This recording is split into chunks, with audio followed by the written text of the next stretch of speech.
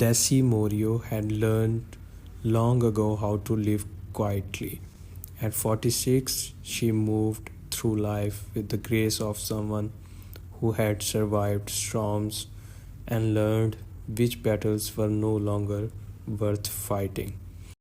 Her days were predictable: morning coffee on the porch, bookkeeping, work for local businesses, evening walks beneath the old sycamore trees lining the road outside her small coastal town. She had been a mother most of her adult life. Luna was born when Desi was 24, the product of a love that burned bright and fast and disappeared just as quickly. Desi raised her daughter alone, building a world of safety and warmth with very little help and no regrets. Luna was her greatest pride, beautiful in a way that felt effortless. Luna carried curiosity in her eyes and restlessness in her steps. At 23, she had just returned home after finishing university, unsure of what came next, but certain it wasn't staying in one place for too long. Desi feared that restlessness and loved it all the same. When Roman arrived in town, Desi did not expect anything to change, but it did.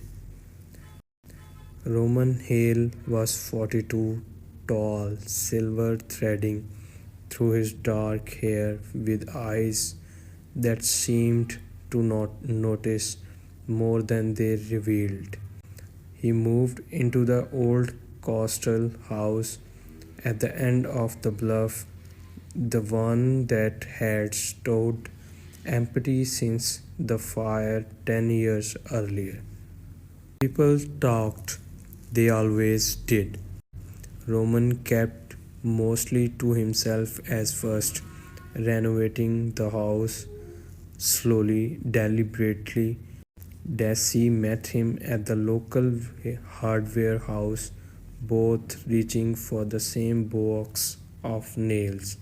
Sorry, he said, smiling in a way that felt genuine, unpracticed.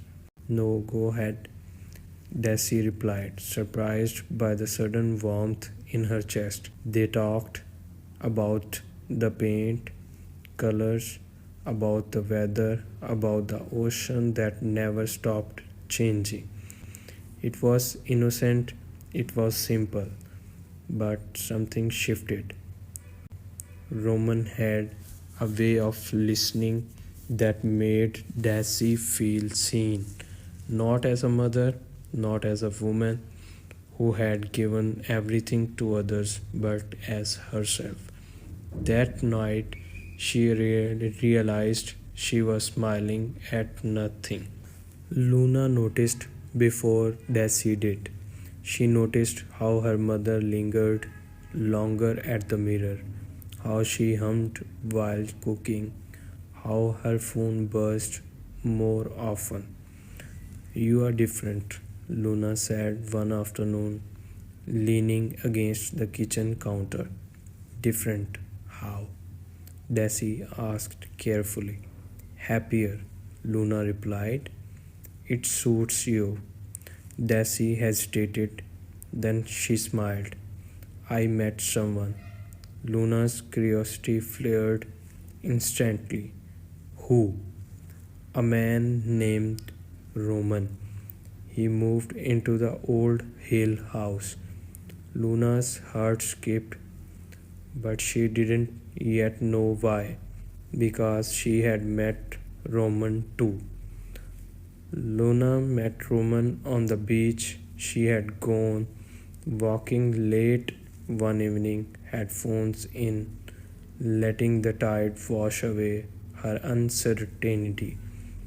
Roman was there, sketching the horizon in a worn notebook. You are going to miss the colors if you keep looking down. He said gently. She laughed, surprised. You are right. They talked about art, about travel, about feelings lost when everyone expects you to have answers. Roman didn't speak down to her. He did not treat her like a child. He treated her like an equal, and that was intoxicating. When he smiled at her, Luna felt something dangerous bloom.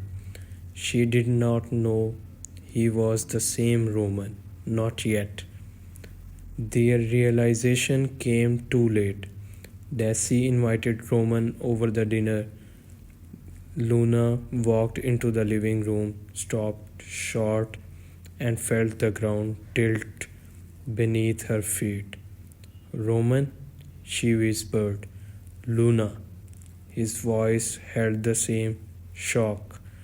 Daisy looked between them, confusion tightening her chest. You know each other? Silence. Then Luna said softly, we met on the beach. Roman stood suddenly uneasy. I did not realize you were Daisy's daughter. No one spoke. Something fragile cracked. After that night, everything became careful, too careful. Daisy sensed something but did not want to see it. Luna avoided Roman but thought about him constantly. Roman tried to step back to be honorable but found himself pulled in two directions he never intended. Daisy and Roman grew closer emotionally, shared dinners, long conversations, quiet touches that meant more than words. Luna watched from the sidelines, her heart twisting with guilt and desire. She hated herself for feeling this way.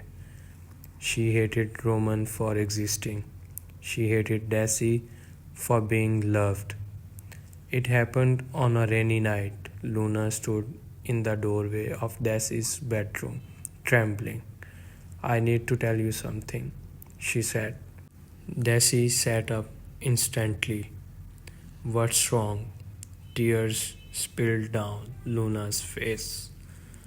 I have feelings for Roman. The words shattered the air. Daisy felt something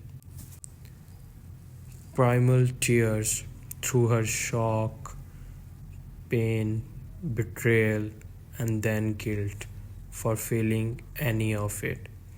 You are my daughter, Daisy said quietly. I know, Luna sobbed. I tried to stop it. Silence swallowed them both. Roman made his decision alone. He left town. No explanations, no promises. He left Daisy a letter thanking her for reminding him that life could begin again. He left Luna nothing because he knew words would only deepen the wound. Daisy mourned quietly. Luna blamed herself loudly. Months passed. 3 years later, Daisy had rebuilt herself once more.